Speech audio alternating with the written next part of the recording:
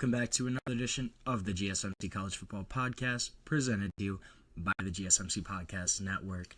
I'm your host, Jake Daly. Today is Monday, May 12th. Happy Monday to everyone. Hope everybody had a great weekend. Got a good show for you today. We're going to talk first about President Trump is forming a commission of sorts on college athletics. Going to talk about what that could mean for the state of college football. Also going to discuss ESPN's top 25 list. They just came out with their post-spring top 25. We're going to dig into that, give some reactions, teams I think are too high, too low, and just discuss some of that. Also going to talk a little bit about, is defense making a comeback? Last year, offensive numbers were down across the board.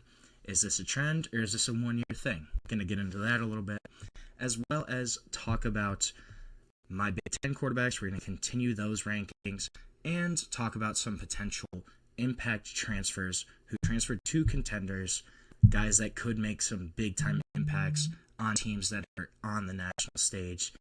But before we get into any of that, I just wanted to remind everyone this show is all about you. We love hearing your comments, questions, opinions, insights, anything you got. We want to hear it. We want to make this show as interactive, as exciting as possible. One easy way to do that is to use the Super Chat feature. To do that, you can click the $ at the bottom of the chat box, type in your message there, send that in. This guarantees that your message gets on the air and gets read. It's also just a great way to support our channel, support what we're doing here at GSMC. We couldn't do what we do without your ongoing support. We're so grateful to have y'all as a part of our community here. So, President Trump is reportedly discussing forming a commission of sorts about college football. And this has been something that he's, I guess, allegedly kind of been thinking about. And really, this kind of came to a stem last week. He gave the commencement at the University of Alabama during their graduation. He gave the speech and then had a meeting with Nick Saban after, where Saban, who obviously Saban's been outspoken for years now about kind of how big business has infiltrated college football, how it's kind of taken that over, how it's kind of taken away from what makes college football. This has been one of Nick Saban's huge talking points throughout his last couple of years at Alabama, and then especially you saw that when he was on College Game Day this year, and just being more present in the media. Nick Saban, not a fan of the way that college football is going, which I honestly think is part of the reason that he could have retired, just from the entire changing landscape. So after the commencement, Saban and Trump reportedly met. Saban kind of gave him his whole spiel about why he doesn't think this is good. Additionally, Senator Tommy Tuberville, who's a senator in Alabama, kind of crazy, former Auburn head football coach, he said that he talked with Trump as well about NIL compensation for college athletes Thursday. So this was reported first in the Wall Street Journal. They cited anonymous White House officials, and in their kind of report, they said that the president had instructed aides to begin studying what could be in an executive or in a potential executive order about the state of college athletics. And what that might entail, what kind of coverage it might provide, that's still completely unknown, really unclear. And so Gabe Feldman, who's a sports law professor at Tulane, he was kind of quoted. He said, "The challenge with any ruling or order is that there are multiple levels that need to be addressed. This is not just an antitrust issue. It's also a labor and employment issue. It's also a Title IX issue. There's a lot of contract issues, a lot of publicity issues. There's a lot going on." That's kind of what he was saying. And additionally, a congressional aide told The Athletic this week that an executive order might not stabilize the college sports system. This kind of requires, the whole system, right, requires legal certainty, requires kind of a limited safe harbor from litigation, and legal protections and preempting of state NIL laws that can really only be addressed through congressional legislation. So this is something that we kind of do need at some point, some kind of federal legislation. Representative Michael Baumgartner, who's a freshman Republican congressman from Washington, he actually just introduced a bill last month, I want to say, to disband the NCAA completely and reshape conferences by geography. He told The Athletic last month he kind of hoped that the president would get involved in the issues of college athletics, because this is just something that we haven't really seen in terms of the NCAA and the issues on so many different levels, how this has kind of been changing throughout the past 5-10 years at the minimum. This has been a completely evolving landscape of college athletics, and the NCAA was actually formed out of Teddy Roosevelt's White House, which I didn't know. I learned that researching. But think about it right now. College sports, they're on a landmark, kind of the cusp of a landmark change. You have the NCAA, major conferences, they're all awaiting final approval of the House settlement, right? We've heard about House settlement. What's it going to do? What could potentially happen? This has been a constant news story, but for good reason, right? This settlement can change everything. It could change the entire landscape of the NCAA. If it's approved, if Claudia Wilkin finally approves the deal, there's going to be $2.8 billion in damages to former athletes and some current college athletes. And schools that are going to opt into that agreement, they're going to have to, they're going to be permitted to share up to $20.5 million of their revenue. This is something that's been occurring. College sports have really kind of been in a tumultuous landscape, right, for several years now. Pretty much since the NCAA kind of lifted their rules banning athletes from making money from scholarship and endorsement deals in 2021, allowing this whole kind of era of NIL, of name, image, likeness, to kick off. And I think where it started to where it is now, nobody could have really seen this coming, right? You start in 2021, you have guys, with car dealership sponsors or stuff like that, local food restaurants, kind of stuff in the community, stuff that's obviously not super lucrative, but little perks for athletes that just kind of go on top of that. Look at where we are now. Quarterbacks in the portal, they're making $3-4 million. You have defensive linemen making six figures easily. If they're a top-tier guy, they could be making almost $1 million a year. So that is a far, far cry from where we started in 2021 with kind of the advent of this NIL era. Something has kind of needs to change at some point, right? So even if the House settlement goes through, even with that agreement, I think both the NCAA and the conferences, which they've already kind of acknowledged, they've kind of said that there is a need for a federal law to bolster this entire system. One sports attorney, Matt Winter, he kind of said that the biggest thing they're looking for right now is the antitrust exemption, because then they get that, and that allows them to put things in place like having a salary cap, right? When you look at what Texas is doing this year, having pretty much a $40 million roster compared to, you look at a MAC school or, a UTEP or a UTSA or somebody that's on that group of five level compared to Texas at $40 million a year. That's a big difference, right? So with getting around that antitrust exemption to have a salary cap, to potentially restrict third-party NIL kind of deals without potentially getting sued for antitrust violations down the line, that's going to be the biggest thing here. There's going to have to be some kind of federal legislation at some point. And then the transfer rules, too.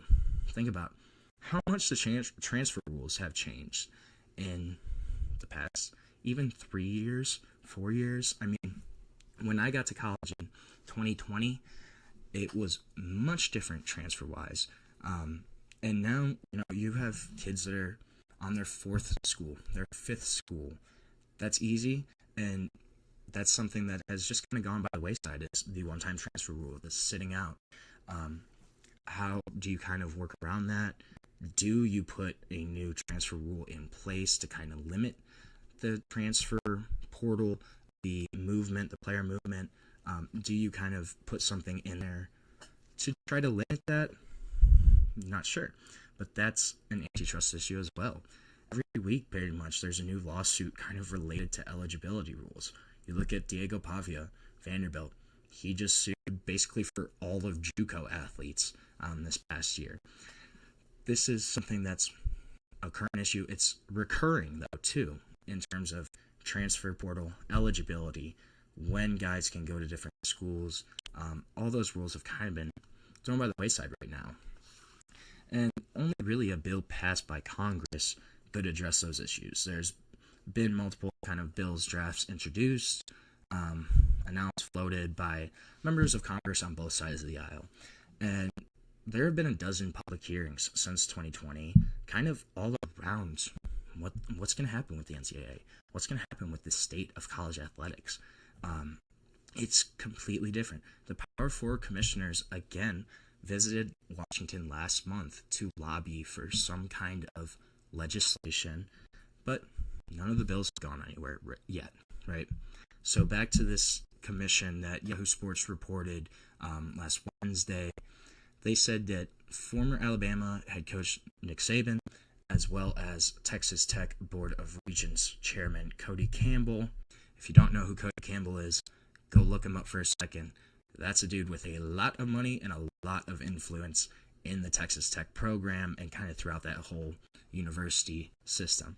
So those two guys would kind of co-chair this new commission that Trump is interested in forming right now to examine that long list of issues I kind of all just laid out. The source that talked to The Athletic, they said that Trump's expected to be, quote, very engaged in this. I'm not super surprised by that. This has kind of been something that we've seen from the Trump administration, of more of an emphasis on college athletics, showcasing it as kind of a national issue, and that's something that he's really kind of pushed forward just in the past couple of months with a few different bills introduced of that nature, stuff like that. This has been something that the Trump administration really seems like it wants to try to nail down during this term, right? So this commission allegedly is going to be created to kind of examine this long list of issues facing college sports. You go from booster funded payments, transfer rules, conference realignment, Title IX. You just go down the list, right? There's a ton of lingering issues, topics throughout the world of college sports. Now, I'm going to be clear. It's unclear what this commission can actually do. Could it impact the current developments in college sports, including the House settlement? Could this kind of take away from certain things? We're not really sure. But we're going to see kind of where this goes. It really seems, though, like this administration, this is a big issue that they kind of want to key on. And if Saban's at the front, if Cody Campbell's at the front, it really seems like this will be a football-driven commission. And we're going to see kind of what happens, how it all shakes out. But this is not ending anytime soon. We are still going to have these questions about what the NCAA is going to do, about what's going to happen in college athletics, at least in the near future right now, until we kind of get a little more clarity on the issue. So we're going to take our first break of the show right now. When we come back, I'm going to look at ESPN's post-spring top 25 rankings. They just released those a couple days ago. Going to react to those, give my thoughts on teams that are too high, teams that are too low, and just kind of go over that and talk a little bit about that list. But we're going to do that when we come back on the GSMC College Football Podcast. I feel like I'm losing my mind. Is everybody in the world blind? Please, Lord, give me a sign, a sign. I feel like I'm losing my mind. Is everybody in the world blind? Please, Lord, give me a sign, a sign. I wanna be be the greatest. Everybody on the fake shit, I look around and feel like everybody is the fakest. I make this every day and I'm impatient, hoping one day I blow up from the basement. Statement, the top is so vacant, I don't hear shit that I think is amazing. Waiting for my day when I'm playing sold out shows for 1,000 faces. Hey, give me that crown, get in my way and to be put down. It ain't your place, all this my town. If I want that shit, then I'll get it right now.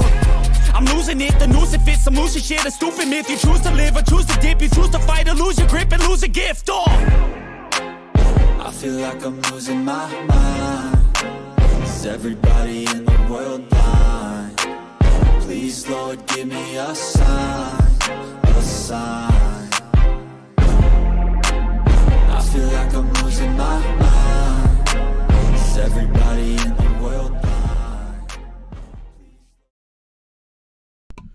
Welcome back to the GSMC College Football Podcast, presented to you by the GSMC Podcast Network.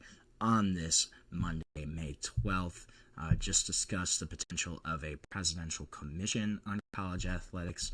Going to transition to ESPN's top 25 list. They just released their post-spring list, kind of after practices have ended, the portal is over, where they think teams are at.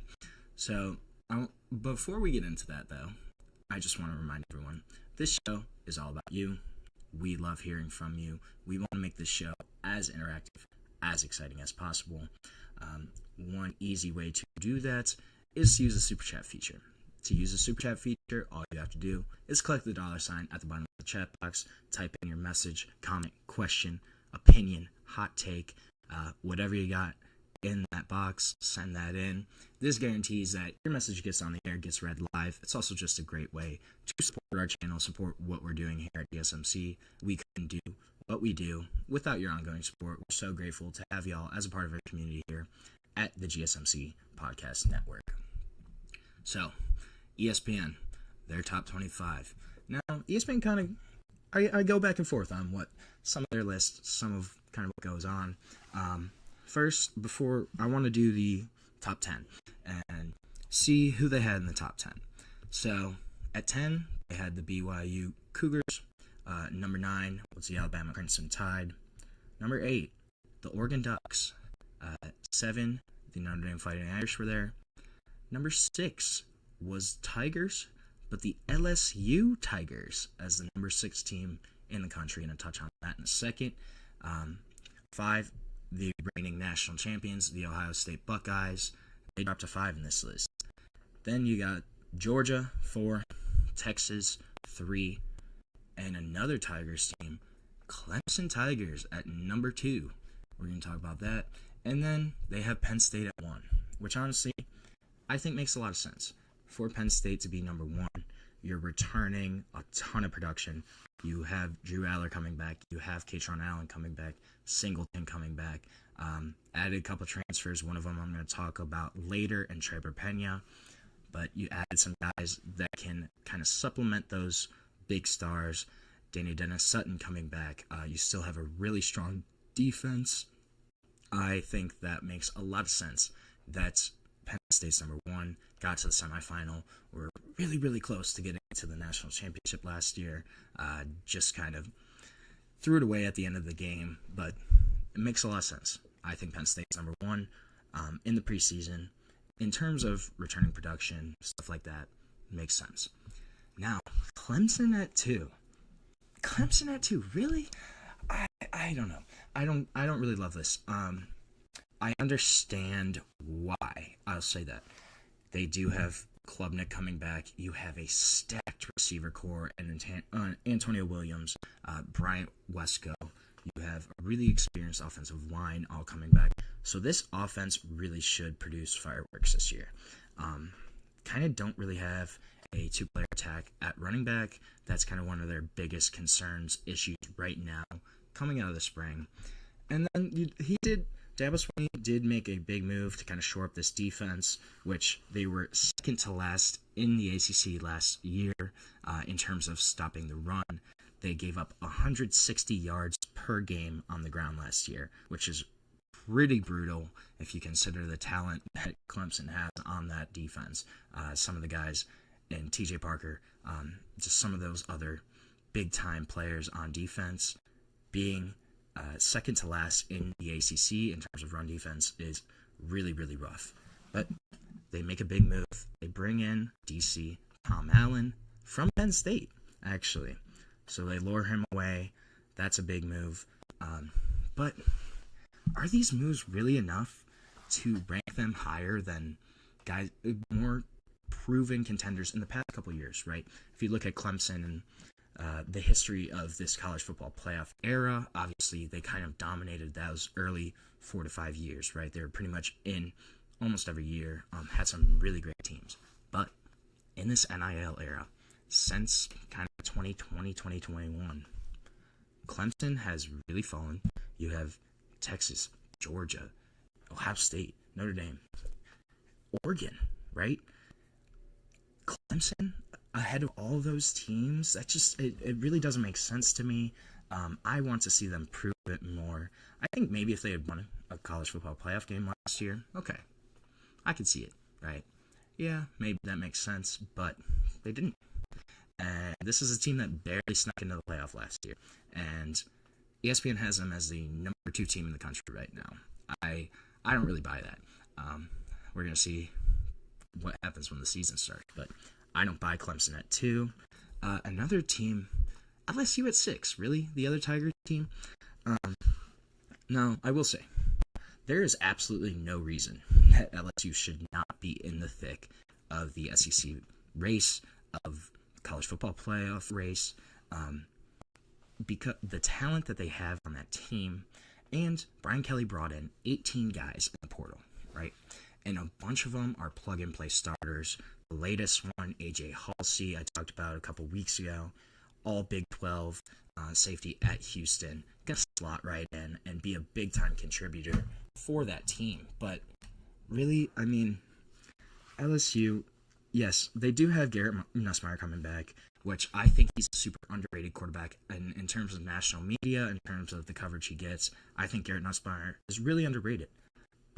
And they did bring in Barian Brown from Kentucky, Nick Anderson, Oklahoma, should bump that wide receiver core. But again, their defense was brutal last year. They're going to score a bunch of points this year, obviously on offense, but that's a huge question mark for them.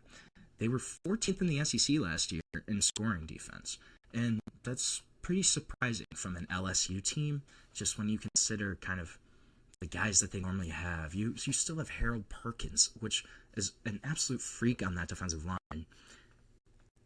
I don't know, I think they for sure have the talent of a top 10 team in the country. I just want to see them actually kind of prove it. Since Brian Kelly's been there, they haven't really proven it, They have, they've been okay. I don't think this hasn't been the LSU of past, right?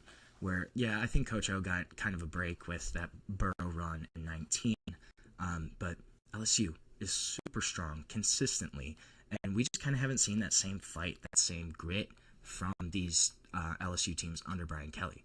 I want to see them actually win something under Brian Kelly before you give them the number 6 slot in the nation in terms of teams, right? And you even look at teams that they have ranked behind them. Alabama's at 9. You look at Alabama, even last year, Alabama had a tough year, but they still won 9 games. And that was in Kalen DeBoer's first year as a head coach, a guy that's a proven winner as a head coach. You really think LSU is a better team than Alabama? I don't know. I kind of question that. And then Oregon at 8. Really? This is a team that went undefeated in the regular season, won the Big Ten in their first year in the Big Ten, has consistently had huge recruiting success, as, yes, they had a tough first-round matchup in the college football playoff. They kind of got, I'm surprised that they got the matchup they did in Ohio State. That was a pretty rough draw for Oregon. I think that was something, part of the reason that the college football playoff format is, again, under discussion is you had the number 1 team, the number 1 seed in the country, end up having to play one of the most talented teams in the country in terms of, instead of one of the lower ends of that kind of bracket. And then, they're replacing Dylan Gabriel, but you have continuity with your offensive coordinator. You have a guy in Dante Moore who was a former 5-star prospect at quarterback, a guy that started games for UCLA as a freshman, and he was up and down. But starting as a true freshman on a team that didn't have nearly the talent that this Oregon roster does, and a guy that also sat behind Dylan Gabriel for a year and learned how to be a successful college quarterback. You really have LSU above a team like that, and you look at what Oregon has done consistently in the past few years. I think they deserve to be ranked a little higher, especially when you have running back Mekhi Hughes coming in from Tulane, one of the best running backs in the portal, one of the best running backs in the country, a guy who ran for 1,400 yards last year with 15 touchdowns, had a great 2023 season too, going to take over that lead role. And you bring in the number 1 wide receiver in the country in this 25 class, DeCorian Moore, who's an absolute stud, could be competing for a starting role this year as a freshman, had a great spring. This team, I think they're much better than the 8th team in the country. Another question I kind of had was Illinois at 11, Indiana at 17. Okay, so yes, I think Illinois could be a better team than Indiana this year. They won 10 games last year for the first time since 2001. You bring back a bunch of your production. Only Clemson and Arizona State have more returning production than Illinois this upcoming season. Illinois is returning 76% of their returning production from last year, so that's huge. You have quarterback Luke Altmaier, all 5 starting offensive linemen, entire secondary, star linebacker coming back, but I don't know if I would have them ranked above Indiana. So yes, I think Illinois is a better team than Indiana. I will say that. I just don't know. Will they live up to that talent level? Will they live up to those expectations this year? And then you have Curt Cignetti's presence at Indiana. Indiana brought in Fernando Mendoza this year, another stud quarterback in the portal. They kind of reloaded. They still have Elijah Surratt. I think Cignetti's presence, kind of paired with Indiana's performance last year, says that they should be ranked higher than Illinois. I will preface this. I think Illinois is a phenomenal football team. I just don't know if they will live up to the expectations this year. And if you look at, these are projections, right? I would project Indiana to be better. That's just because of their performance last year, because of Cignetti, that kind of stuff. Look at the conference breakdown. This was interesting. SEC, 9 teams.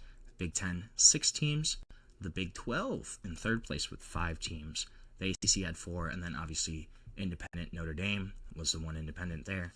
But this is an interesting list. We're going to see kind of how it all shakes out, plays out, when the whistle blows, when the season starts. But those were kind of just some teams that I thought may have been a little too high, may have been a little too low. So we're going to take another short break here on the GSMC College Football Podcast. When we come back, we're going to talk about defense. Does defense win championships? Is it making a comeback? Kind of looks like it after the 2024 season. We're going to discuss why and discuss if that's true when we come back on the GSMC College Football Podcast. Looking for your daily fix of sports talk without having to pay for it? GSMC Sports Network is available on YouTube. Just search GSMC Sports Network. Get your fix of daily sports talk shows on YouTube, absolutely free. NFL, college football, NBA, MLB, MMA, UFC, fantasy football, and so much more. GSMC Sports Network has shows running all day long, with new sports shows starting every 2 hours. Just like on your favorite cable sports channel, except GSMC Sports Network is absolutely free. Just search GSMC Sports Network on YouTube to catch one of your new favorite shows, like the GSMC College Football Podcast, Chip Shot Football Podcast, Hoops and Heels Women's Sports Podcast, GSMC Basketball Podcast, and so many more. Check it out for yourself. GSMC Sports Network, now available on YouTube absolutely free. Search GSMC Sports Network on YouTube right now.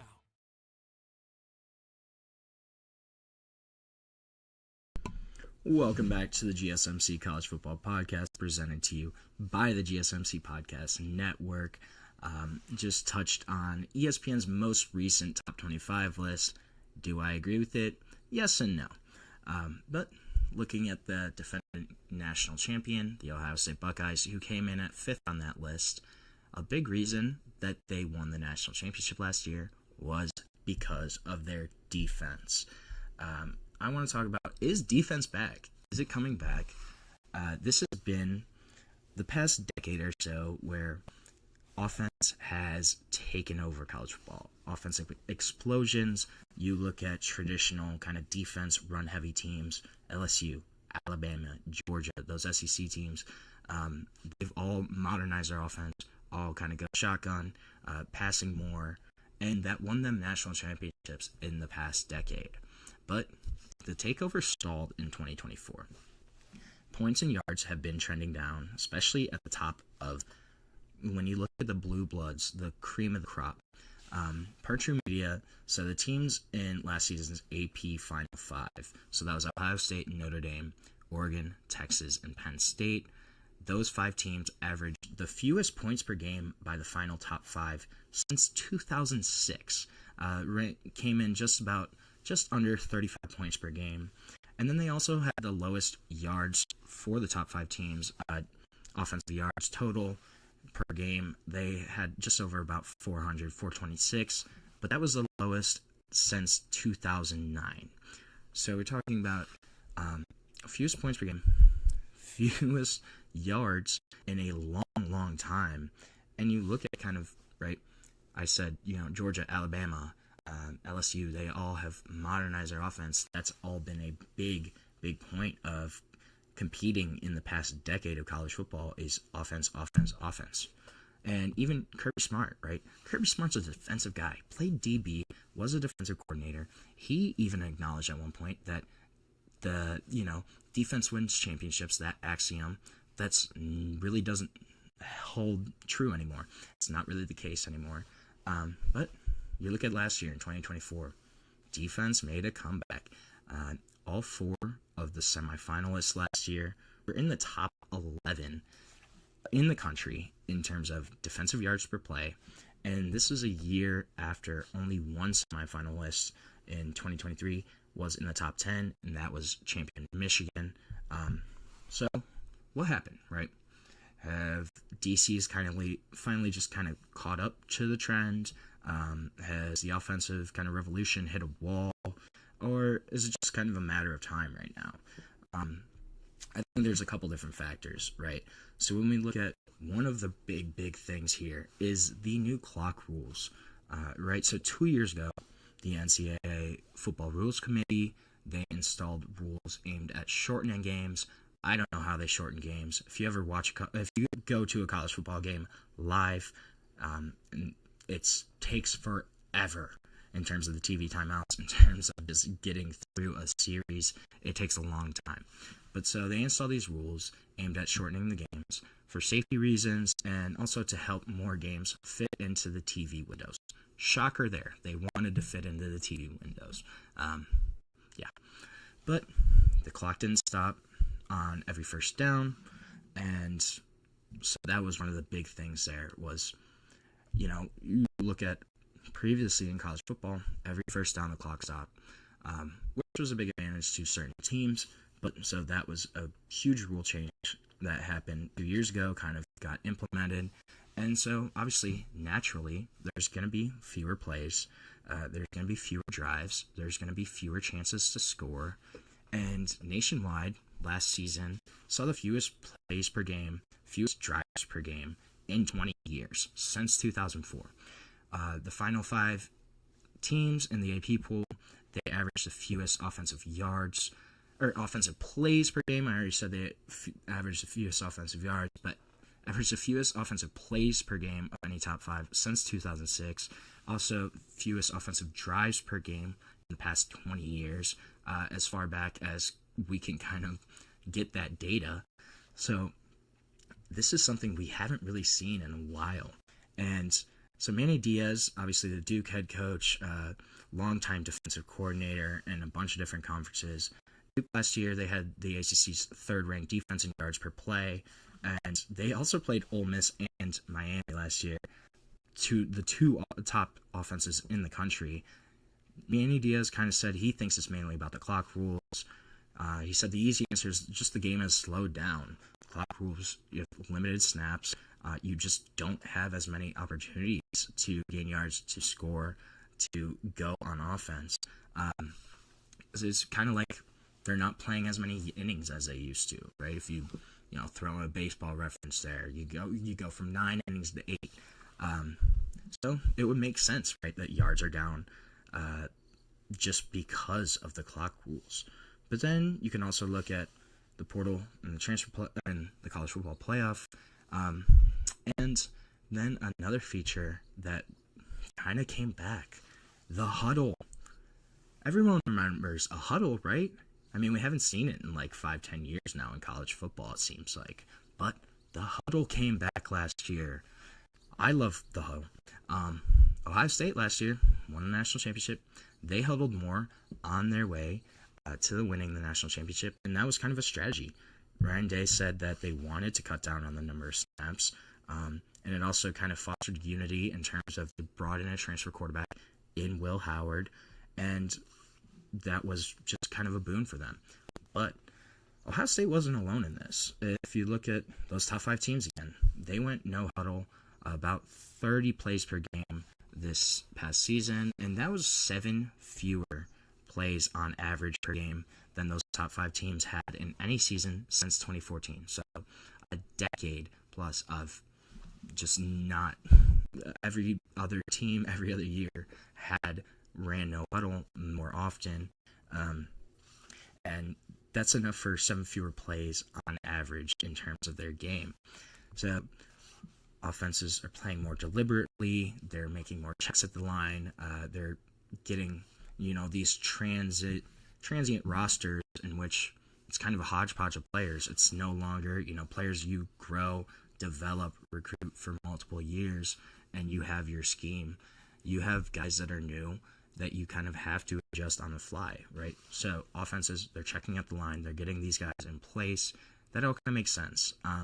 But is there not enough credit to the defense there? The actual guys on the defensive side of the ball, I think that is something that we have seen too, is just improvement overall from defensive players. Again, Manny Diaz, he said that one of his goals for his staff was to finish under 5 yards per play. That would normally obviously get them in the top 25 of the FBS rankings. They just missed both marks. They were at 5.01 yards per play, which was tied for 26. So, but the previous year, that would have been 22nd in the country. 2 years ago, that would have been 18th in the country. So not huge differences, but clearly a difference in terms of the top is getting better and better. And then there's also a couple adjustments that defenses has made. You look at the explosion of RPOs on offense, of run-pass options to kind of combat that. Man coverage is really on the rise. Obviously, not a new concept, but more teams are just doing it. They're running more man coverage consistently, and that's one of the big things. Some teams, they're trying to play more aggressively up front to pressure the quarterback before he's got even a chance to get that quick pass off.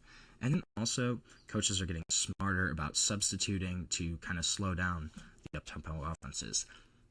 That's an issue for another day, is the fake injuries and slowing down offenses. But coaches are clearly getting smarter at that tactic, at trying to slow down the offense, distract them, get them off their rhythm, racing players out of the field immediately after the previous play, taking more time to kind of counter sub when the offense does sub, just stuff like that coaches are getting more intuitive about and kind of getting a little smarter about. And then also just defenses are benefiting from, there's more familiarity with kind of the modern offense. There hasn't really been an offensive revolution in terms of, one scheme just comes out of nowhere and takes over. We haven't really seen that, in a couple years. So offenses are a little more similar just in terms of the schemes, the styles, the schematics that they're running. And this is kind of forced defensive coordinators to spend a season or two to catch up. But they have caught up at this point because they're not trying to chase that next step in the offensive revolution per se. So obviously in the past, defenses, they had to carve out more days in the spring to prepare for different offensive styles. One team ran the triple option, one team ran a spread, one team ran more of a pro style, one team ran an I formation offense. You had a lot of different kind of offenses, and pretty much everybody has gone to a spread offense now, and there's a lot more similarity in those concepts. So now they just kind of have time to hone in on, the one or two kinds of main offense, hone in on that, and get your fundamentals right. So they're just playing off of instinct at that point. And then obviously offenses have become faster over time. So one way that defenses could have adjusted is going speed over size, but coaches have kind of said that's not really what happened actually. If anything, you're looking to get bigger to kind of beef up those passing lanes in terms of RPO offenses. You want to clog that for quarterbacks rather than just kind of stockpiling speed. And then obviously the more complicated defenses or RPOs are, that's faster paced, and then you just really have to recruit high level, high IQ football players. These guys are getting smarter. They're recognizing offensive tendencies more, and it's a big thing. And then another potential here is the quality of quarterbacks. Were the quarterbacks just not as good in this past college football season? Kind of seems like it. But if you look at the NFL draft 2024, 6 quarterbacks to get in the first round. This year, only 2. Everybody was kind of low on this quarterback class. You look at the playoff rosters. There were 5 starting quarterbacks who had transferred in for 2024, including the 2 that were in the national championship in Will Howard and Riley Leonard. So the increasing kind of scarcity of multi-year quarterbacks in a system, could that help defenses, just in terms of, they're more experienced at this point. You have a new starter, even if they are experienced, they're most likely in their first year at that program. Could that help defenses? That's going to be something big to key in on too, in trying to see next year if this trend will continue. Is defense truly back? I kind of hope it is. I always love a good defensive slugfest in terms of football. I'm from AFC North Country. We love that kind of game. So, I don't know. I want to see defense back. I love hard-nosed football. Will that be the trend again in 2025? We're going to have to wait and see. So now we're going to take another short break on the show. When we come back, we're going to talk about some of those transfers and talk about transfers who I think could impact college football playoff contenders. Stick with us. We'll be back on the GSMC College Football Podcast.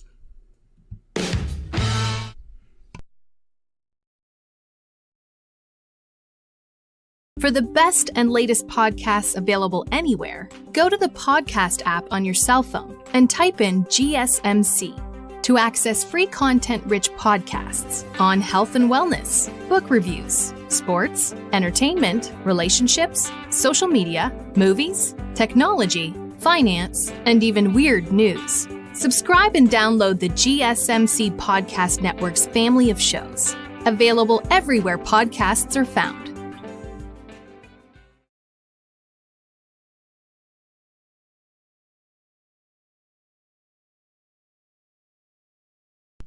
Welcome back to the GSMC College Football Podcast, presented to you by the GSMC Podcast Network on this Monday, May 12th. Sorry, everybody. It is Monday. Hope everyone had a great weekend, though. I just talked about defense. Is it really making a comeback? I hope it does. I love defense, but we're going to have to wait and see. We're going to talk now a little bit about some transfers that I think could really impact college football playoff contenders. Some guys that I think could be names that we're going to be hearing in January this year. And one of those guys is Trevor Pena. So I kind of referenced him earlier when I was talking about Penn State, but this is a kid that is going to be a huge, huge weapon for Penn State. Transferred in from Syracuse to Penn State this year in the spring. and he is going to be filling a huge hole. So Penn State last year, obviously, they relied heavily on Tyler Warren in the passing game. Really didn't get pretty much any offensive production from their wide receiver room. They're hoping that Trevor Pena can help change that. This is a guy that had 84 catches last year, 941 receiving yards at Syracuse, kind of was the go-to guy for Kyle McCord. I think he could move into that role for Penn State this year. They don't have Tyler Warren back. They pretty much completely revamped their offensive skill position groups, their wide receiver room. They also brought in Kyron Hudson from USC, brought in Devontae Ross from Troy. I think Trevor Pena, though, is going to be the clear-cut top receiving threat here. Guy that has the skill, has the mettle to really become a reliant target. I think this is going to be Aller's check down target on, third down conversions where it's a 3rd and 5. He goes out, runs an out, gets 6 yards. That's Trevor Pena, gets that first down. I think that's going to be his role at Penn State and something that he could really thrive on. He's versatile, he's reliable, he's slippery in tight quarters. Even if he doesn't match his catch pace from last year, Penn State, obviously, they don't pass as much as Syracuse did last year. You have those great running backs in that room. He's still going to replace some of that production, some of that versatility that obviously Tyler Warren left behind. That's a guy that's almost unreplaceable, but Trevor Pena, even though he's a wide receiver, he's still versatile. He can line up in a number of different positions. He can be that check down, that third down guy, that go-to guy that you throw the ball to when you need a first down, when you need a conversion. I think that's Trevor Pena. I'm excited to see what he can do with Drew Allen, the quarterback. He's going to be a reliable slot, obviously, but he can move around. A guy that dominates zone coverage just because he's so smart. He's such a savvy route runner that he's able to kind of sit down in those gaps in zone coverage. I'm really excited to kind of see him, what he can do this year for Penn State.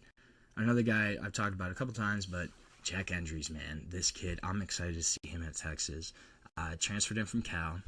So do not undervalue trust a pass catcher at the tight end position for a playoff contender with a new starting quarterback, right?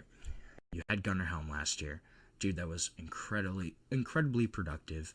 60 catches, 780 yards, and 7 receiving touchdowns. A guy that had a huge year for Texas last season. Jack Andrews is kind of cut from the same cloth, I think. Guy that's got soft hands, explosive potential after the catch, deceptively fast, pretty elusive. He's probably not quite as athletic as Gunnar Helm, but a dude that's agile. He's got really good body control, runs super efficient routes. I'm excited to see him. He's a dude that led Cal in both catches and yards last year as their tight end. And really didn't put up that much. He had about 56 catches, 623 yards. It kind of shows you the state of the Cal offense last year. But Jack Andrews is going to be a big guy. I wouldn't be surprised if his production actually kind of drops a little bit at Texas just because of the weapons that are going to be surrounding him, especially in the wide receiver room. Ryan Wingo, Emmett Mosley, the fifth coming in. That's going to be a much stronger wide receiver room than he had at Cal. So I wouldn't be surprised if his actual production kind of drops a little bit, but going to be incredibly vital for Arch Manning, a dude that gives him a safety valve. As Arch is in his first year starting, you need that as out of your tight end position. You just need that as a quarterback, even if it's not a tight end, even if it's a wide receiver, a running back. You kind of need your safety valve, that guy that you can check down to when everything upfield looks like, oh, I don't know. Jack Andrews can do that for them. A guy that's going to be an every down presence for Texas, will do whatever that offense requires. I'm really excited to kind of see him take over for Gunnar Helm and give Arch that target at tight end he really desperately needs as he transitions to a full-time starter. Speaking of tight ends, another tight end, Max Clare, coming from Purdue to Ohio State. again, kind of similar reasoning in that you have a first-year starting quarterback. Whether it's Julian Sand, Lincoln Keenholz, I'm pretty sure it's going to be Julian Sand. I'd be very surprised if it wasn't. But you give him an elite tight end to be that safety option, that third down option, super polished route runner as a tight end. And obviously, Purdue, their offense was anemic last year, just brutal. And he still had 51 catches, almost 700 receiving yards, playing on that Purdue offense. Incredibly impressive.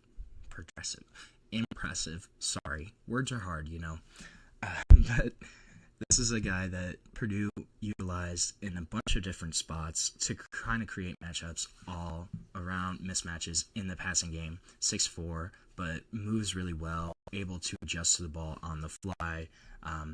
Also is going to be playing with a lot more talented guys, should be a more talented quarterback, and a guy that's super versatile. Should kind of I wouldn't be surprised if he doubles his touchdown number this year. Should definitely increase his yards after the catch. You think about Jeremiah Smith, Carnell Tate, Brandon Innes on the outside. You get Max Clare the ball across the middle of the field about 10 yards down. There's going to be nobody there. Just looking at defenses will focus so much on that wide receiver room. Max Clare's going to have easy pickings there as that tight end for Ohio State. And this is a position that Ohio State traditionally has kind of struggled at. They haven't had a ton of difference makers at tight end, but I wouldn't be surprised to see Ryan Day get super creative with Max Clare, move him around, create mismatches, get him on less athletic linebackers in single coverage, try to get him that advantage, and allow him to take over there in the middle of the field as that tight end option. Another guy that's, I think, Louisville's season will depend on is Miller Moss. So Jeff Brom trying to go 3 for 3 on the transfer quarterbacks. Had Jack Plummer in year 1, Tyler Shuff year 2, kind of unlocked both of those guys. Miller Moss, I think, is more talented than both of those dudes. It's actually funny, Miller Moss lit up Louisville in his first ever start, had 372 yards, 6 touchdowns in that Holiday Bowl in 2023 when he started for Caleb Williams, who entered the draft, but wasn't super impressive last year. Was a steady quarterback for USC. Had about 2,500 yards, 18 touchdowns. Did have 9 interceptions, but he only played in 9 games, and so lost the job to Jaden Maeva. But this is a really favorable situation for Miller Moss. He gets to go work with Jeff Brom, who, former quarterback himself, a guy that's had a ton of success. I really respect him as a coach. Then Louisville has been kind of growing and progressing the past 2 years. They have a really strong offense. Colin Lacey at wide receiver, both their running backs, Isaac Brown, those two guys. This is a strong team and a good situation for Miller Moss to walk into. Jeff Brom's going to try to bring out the best in Miller Moss. This is a dude that was a former All-American, smart, battle-tested quarterback, and they're going to rely on him to make smart decisions. He's got to cut down on the turnovers. That's going to be a huge thing here.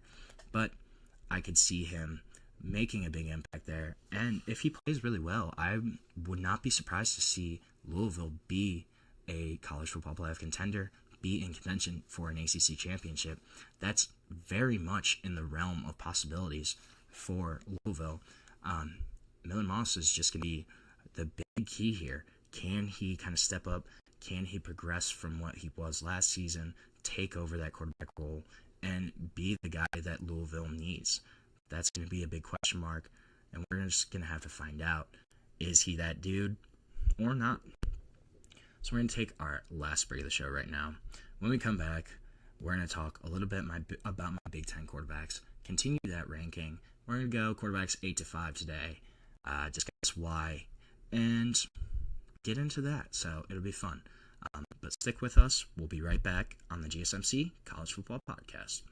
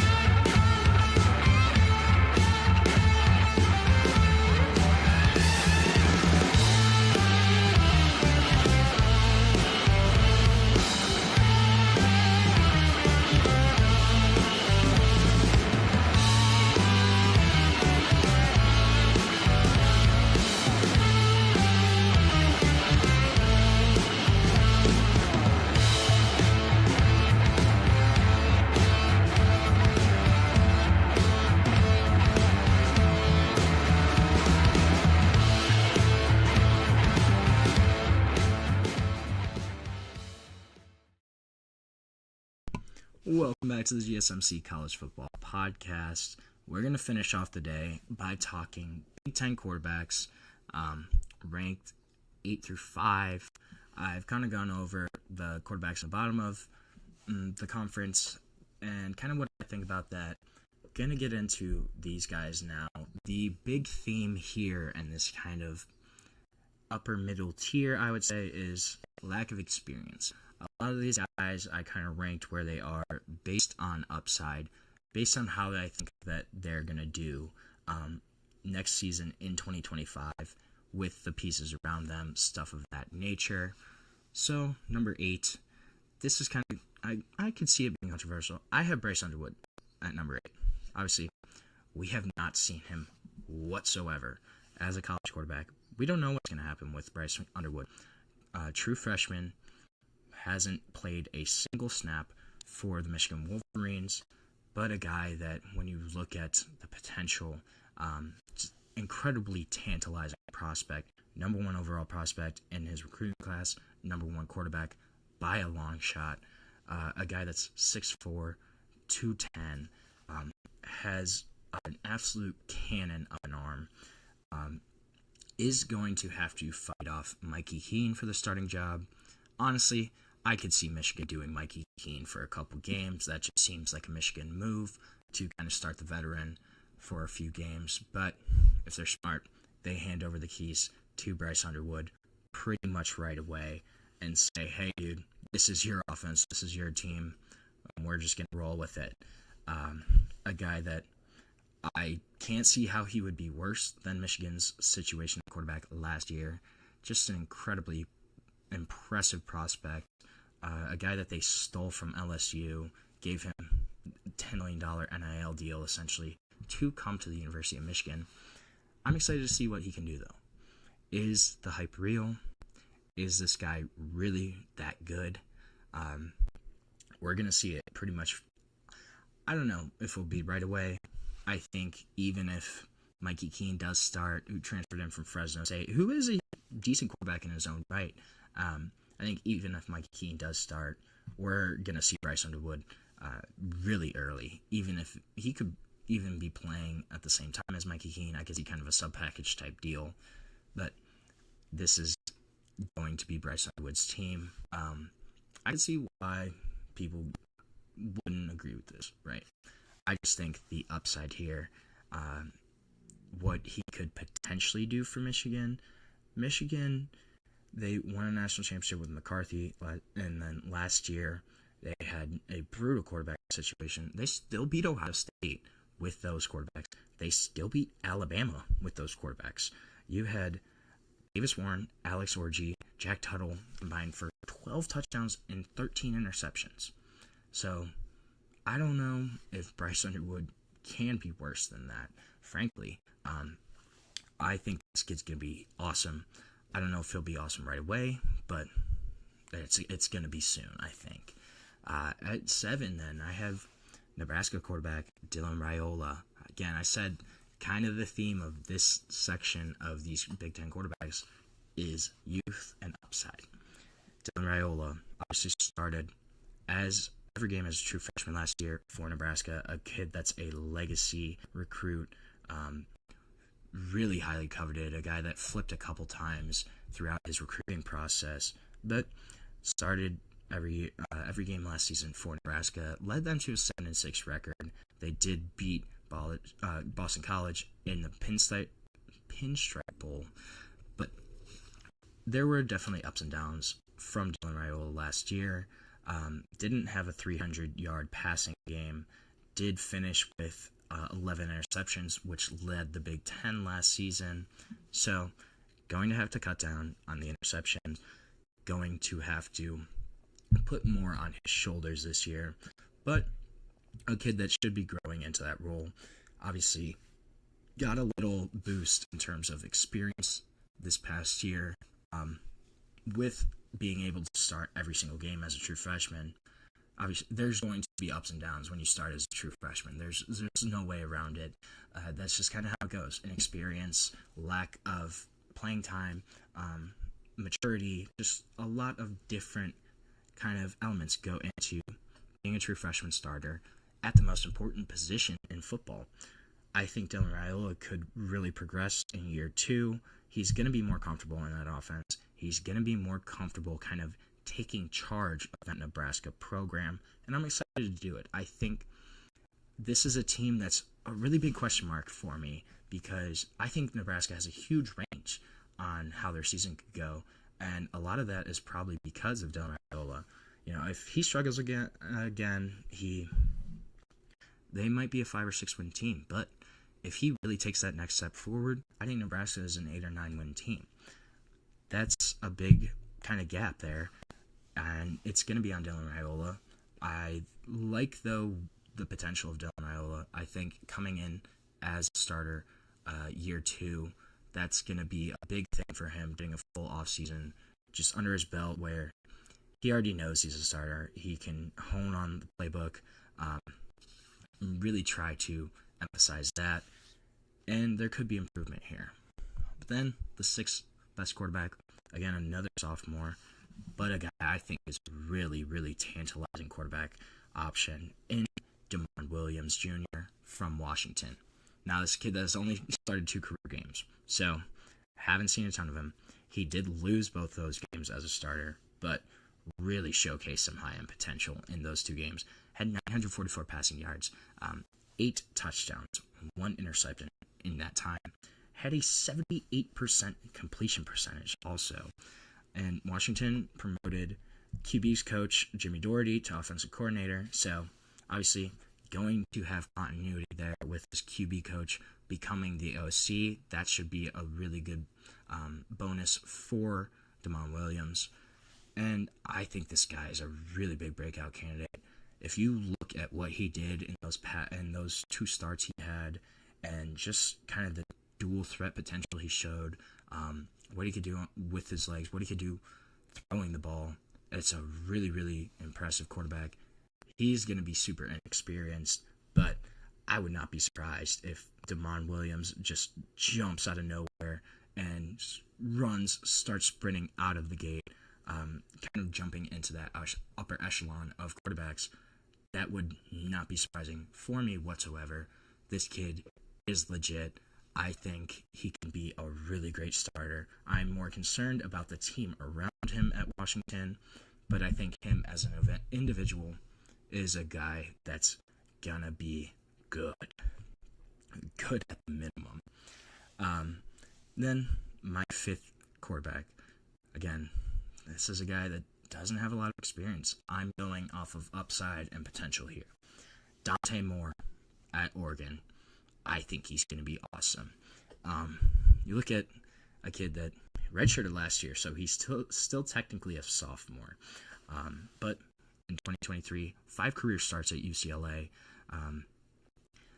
Kind of was up and down, as that's just how freshmen are. That's how freshman quarterbacks are.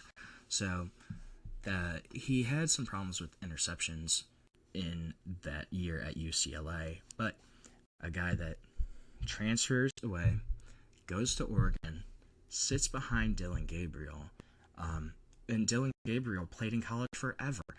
I swear, he was like the starter for like 8 years at UCF and stuff. But so, regardless of my little rant there, Dylan Gabriel, a guy that had played college football for many seasons, a guy that knew how to be a successful quarterback in college football. Dante Moore, who, mind you, was a 5-star talent, was a guy that everybody wanted, a really, really high upside quarterback. Dante Moore starts a little bit his freshman year, sits behind one of the most experienced quarterbacks in college football for a year, learns how to be a quarterback, learns how to be a starter, how to prepare, how to do things the right way. And then you pair his 5-star pedigree, his sitting behind Dylan Gabriel, his starts at UCLA, you pair that with the talent that he has around him, Mekhi Hughes coming in from Tulane, DeCorian Moore, the number 1 receiver in the country coming in, and then you have guys returning too on that side of the ball. This is a kid that I think is going to be awesome. They have continuity with Will Stein in his 3rd year as the offensive coordinator. Dante Moore, watch out. Watch out for Dante Moore. I think he's going to be really great. Could this be a little too high? Certainly. He could totally flop. And that's the thing with this kind of range of quarterbacks in the Big Ten is any one of them, they could flop. They could completely just fall off the radar. But the upside there for these young kids is huge. Absolutely huge. And it could be a really exciting year for the Big Ten in terms of quarterback play in 2025. So we are going to end our show today with that. Thank you so much for tuning into the GSMC College Football Podcast, presented to you by the GSMC Podcast Network. If you want, please remember to subscribe, follow the show. And if you want, you can also go to Facebook, Instagram, Twitter, TikTok for even more sports content, more sports updates that you love. Thank you so much, and have a great day.